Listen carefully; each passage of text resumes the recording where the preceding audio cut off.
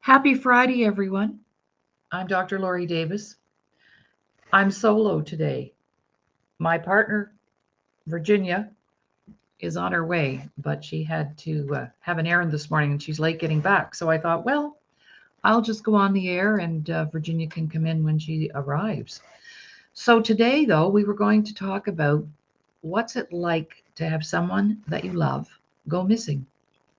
And in honor of that, I decided to wear my little red dress because this represents all the missing and murdered Indigenous women in Canada who have gone. They're lost, gone, maybe passed away, maybe not. And the reason I can talk about this with lots of credibility is because it happened to me personally. And I'm going to take you back and tell the story, and it'll go on record, which is rather nice. And it's a story that I have not, people know about it, but nobody wants to talk about these things. And I was reminded this week because the person that went missing in my life was my husband. And it was his birthday this week, and he would have been 77. He's been on a missing persons list since 1986, and this also marks the 40th year of his disappearance. So it was a really hard time, you can imagine. And so I can relate when somebody puts those missing posters up, kids are missing, or somebody's disappeared and they can't find them. The feelings all flood back because it's such an intense trauma. So the year is 1984, actually. And I came home from work one day, and his name was Keith. And he was mowing the grass, and he was mowing it in such a way that he looked like an older person. He was 34 at the time, mowing the grass. And I thought, wow, that's strange, because normally, very healthy guy, very fit, normally he'd be running behind that lawnmower. So I got out of the car and I went over to him, and I got out in front of the mower. And he was crying, and he put his head up, and there were 4 rope burn marks on his neck. And he confessed to me that he had tried to take his life that day. So I get him inside. I call my doctor. I didn't know what to do. I was beside myself because we'd never experienced anything like that in the family that I knew about anyway. Turns out, we get in the car and I take him down to our local mental hospital.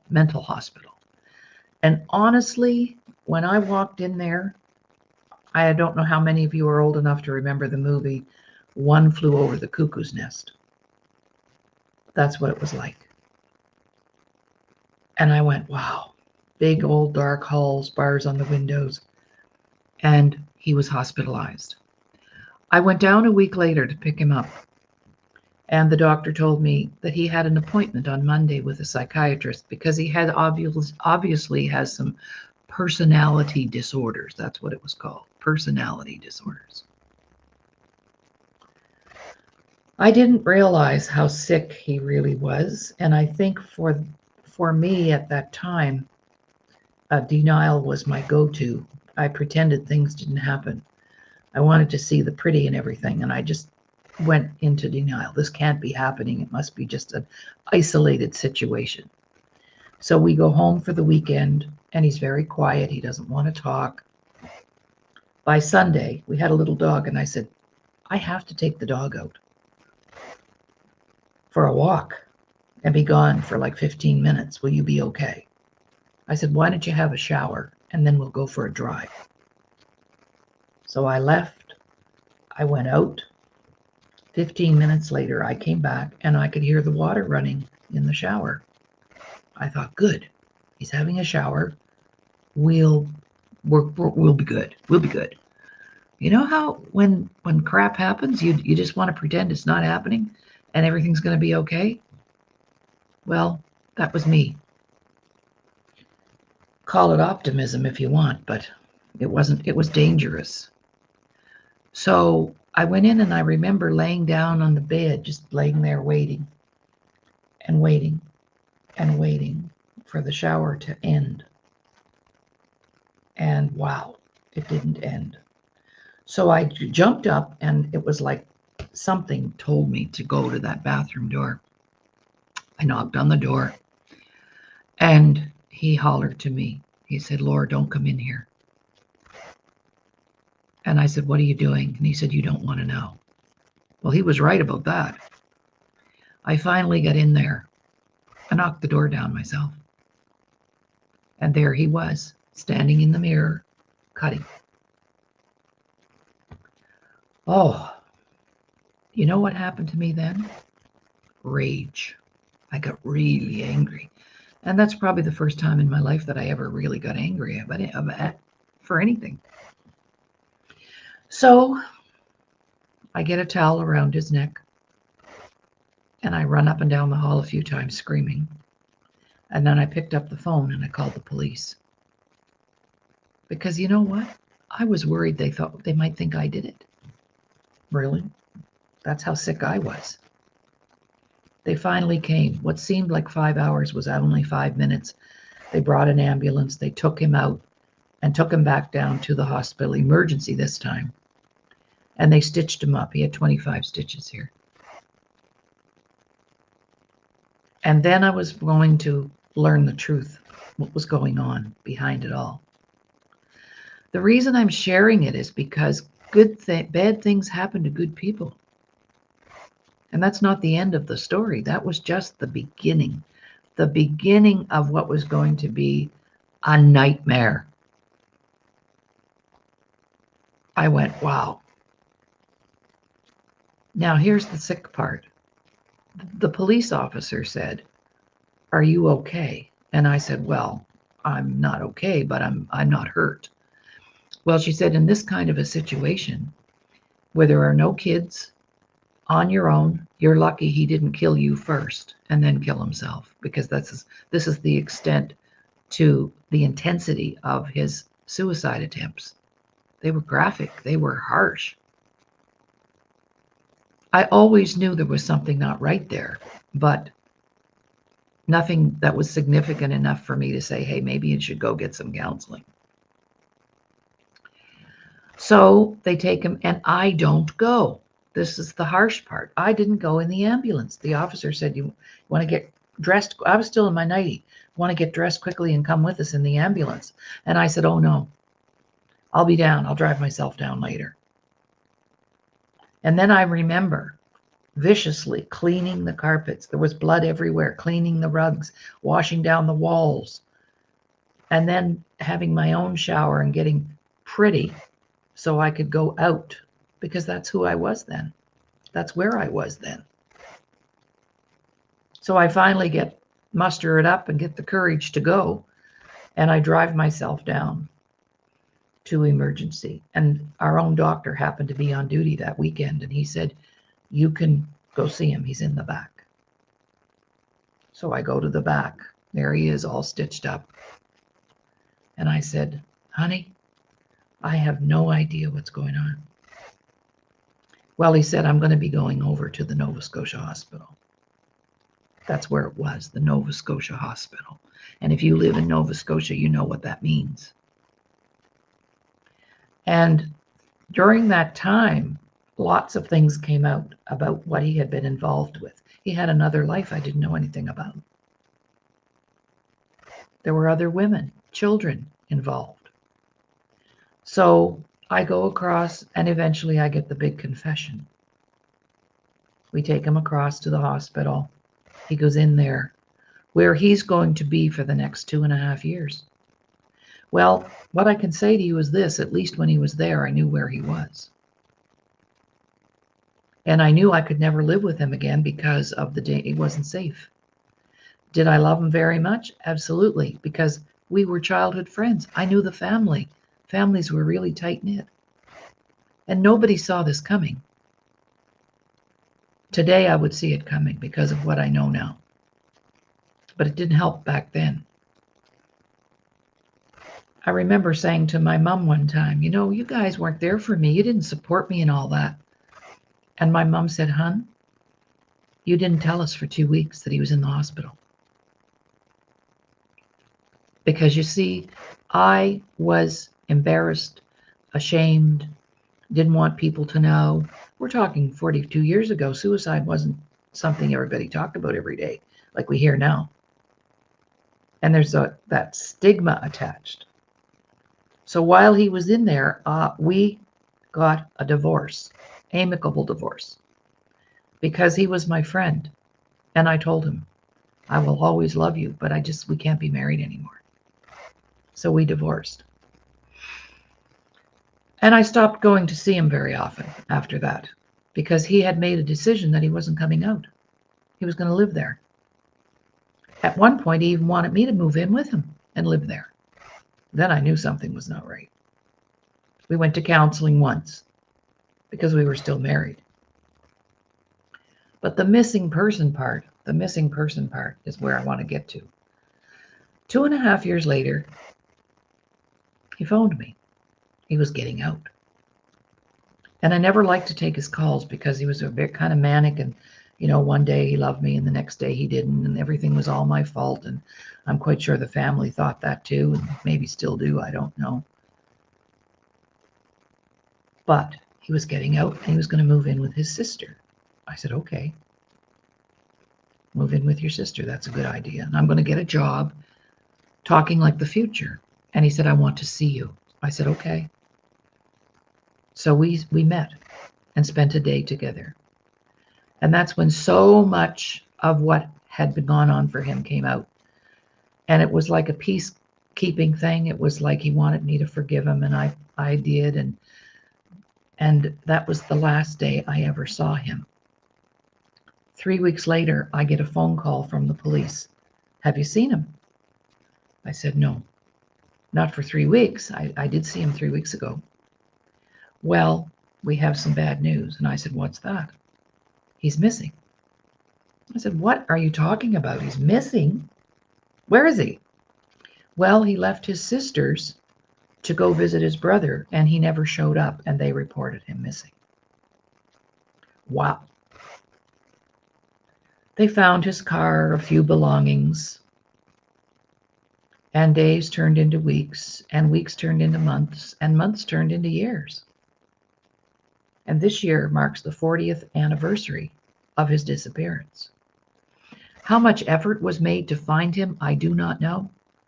How much work was done, because you see, having been divorced, now I'm out of the picture. I don't have the same connections anymore to stay in touch with me. I don't know how much the family knows. I don't know if they were told anything different. But I do know this. There is a headstone in a cemetery in the community where he lived with his name on it. And so I have to presume that he's dead. But there's a piece of us who've had missing children, missing people. You know what I'm talking about. There's always a piece of us that prays and hopes they're still alive. And are they cold? These are things that went through my mind. Are they cold? Are they hungry? And even years later, after I was married again, every time my husband and I would go down the highway driving, if I saw somebody on the side of the road, a younger man, I'd always turn my head and look to see if it was him. And it's interesting because if he had passed away in a car accident or had cancer or whatever, people would probably still be talking about him. But that's not the case. See, the whole concept of a person literally disappearing off the face of the earth is so incredibly intense. And it's so intense, I even lied about it.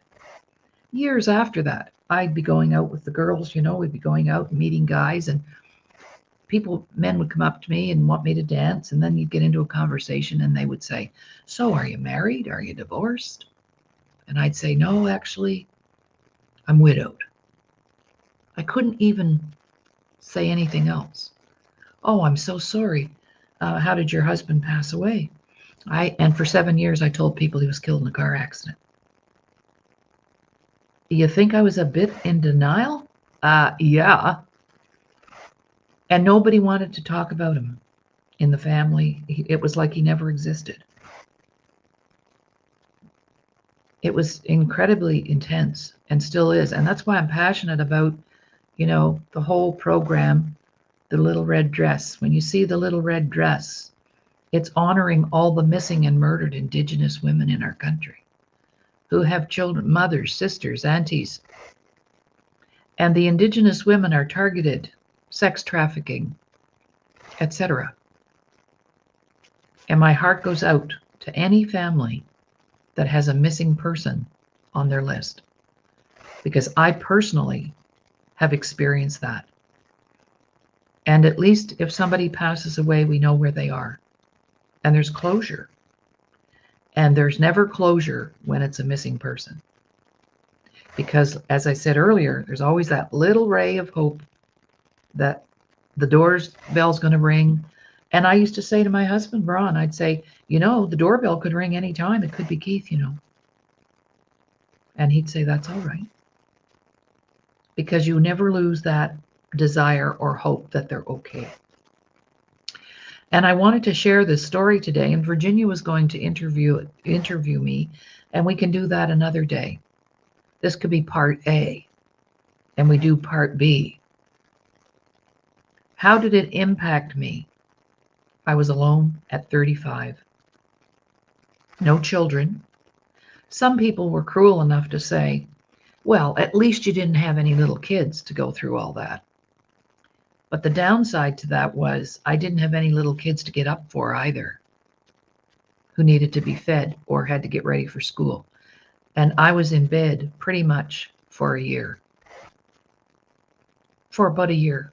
I couldn't do anything. I did a little bit of work, but I couldn't really do much. It was also too, I had retired from my teaching career that year because we had made a plan that I was going to work full time for the cosmetic company that I went with, and we had made that plan and had it all together, and we, everything was rolling along beautifully.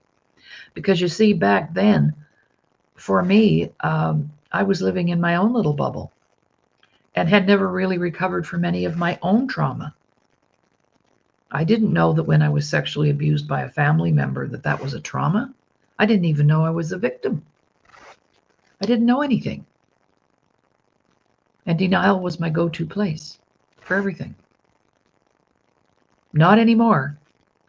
But the upside of that is there was nowhere really for me to go for help. I wasn't a battered woman, so I couldn't get to a shelter. And I went to a counselor once, and that didn't really appeal to me because he just sat there in his big baggy shorts and his sandals and with his legs crossed and just wanted me to talk. And I couldn't talk. I couldn't talk about it. So I canned that idea. And then I realized, you know what? There's got to be a better way to help people than what I experienced at that mental institution. No disrespect. A lot of people have to go there. But I didn't see a lot of progress. And if I knew then, hindsight's 20/20, if I knew then what I know now and could have provided what I provide now, my husband would probably still be alive and we'd still be friends. Because I know that suicide is preventable. We want to take our life when we feel like we have absolutely no value left in the world, that we don't matter to anybody, that we don't love who we are, that we don't have anything to contribute. And it's bigger than that even. So my heart goes out to anyone who has attempted suicide. I know during COVID, I talked down probably 3 or 4 or 5 people a week.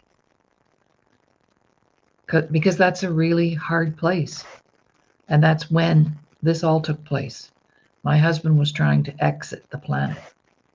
I saved him the second time. The doctor told me if it had been a hair closer, another second more or 20 seconds more, he would have hit that jugular and he would have bled out. And he'd have died right there. And that's what he was working on. So that's one of my traumas, one of my stories. And a lot of people say to me, wow, people think you got here on some kind of a silver platter. I don't think so. There's 8 billion people on the planet, and nobody is going to escape having some kind of trauma. But we have to learn how to manage our trauma, because you've either had some, you're experiencing some now, and there's some on the way down the road. Nobody escapes. So the work we do, I thank my husband Keith for the gift of wanting to do something different to support people, to support them in the management of their trauma.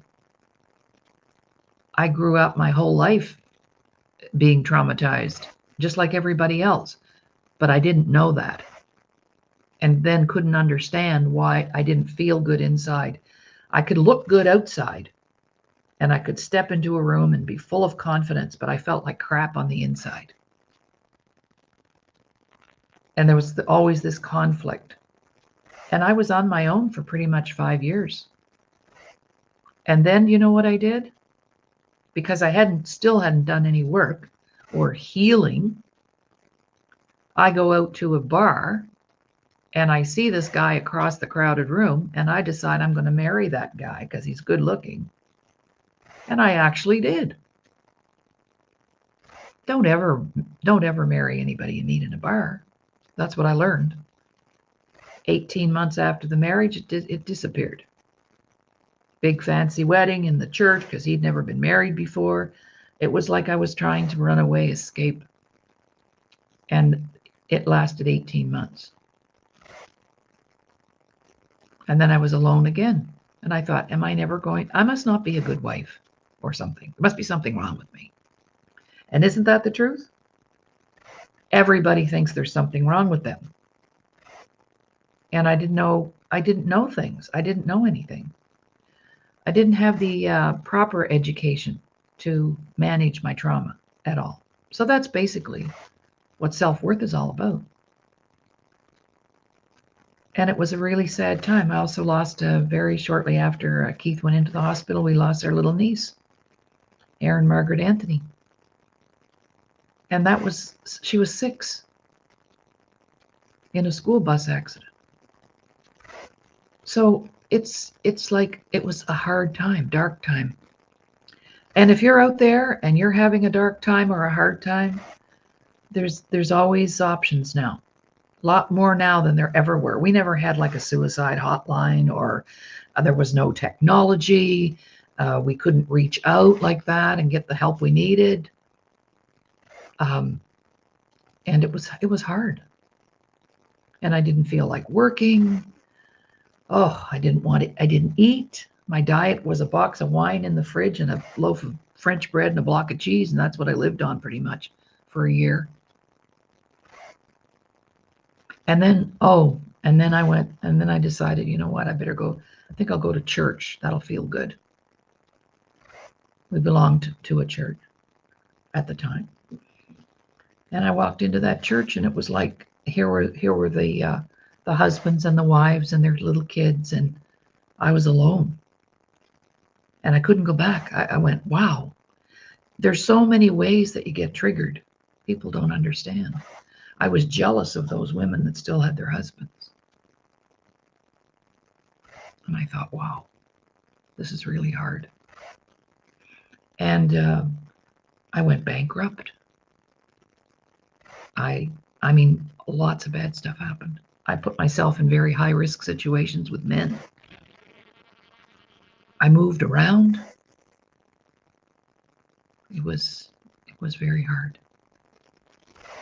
And then I met Ron Davis, my husband, in January of 1992. And I swore after that second marriage that I was never getting married again. But that was a lie, because I met Ron, and that was it. And we've been together now, I don't know, 30 some years. Anniversary coming up this month. 33 years. And he helped me, because he said to me, "What do you want to do with the rest of your life?" I said, "I want to own and operate my own private training company. That's what I want." And he said, "Well, let's do it." And we did. And since then, there have been thousands of people that I've been able to not help. I like to show people how to. Example, how do I love myself? Let me show you how you do that. Let me show you how you can forgive yourself. Because for years, I never forgave myself for not going in that ambulance. I didn't go in the ambulance and he was dying. That's how sick I was. So, to all my little women out there, when I wear my little red dress, it reminds me of me, because I didn't disappear, but I was lost. So thank you for listening. And I think I'll end my show there, and we'll have Virginia come in and do part 2 another time. We have a beautiful guest next week and on the show on Friday. Her name is Laurie, and you're going to love her. She's amazing. Ragusan, I think that's how you say her last name. And we're going to talk about mental health. That's going to be our topic. And she lives in North Carolina. And I can't wait to have her on the show next week. So thank you for listening. I haven't really ever done that in public before, like we did today. And I see we had a few viewers today too. So thank you. I appreciate it. Bye for now.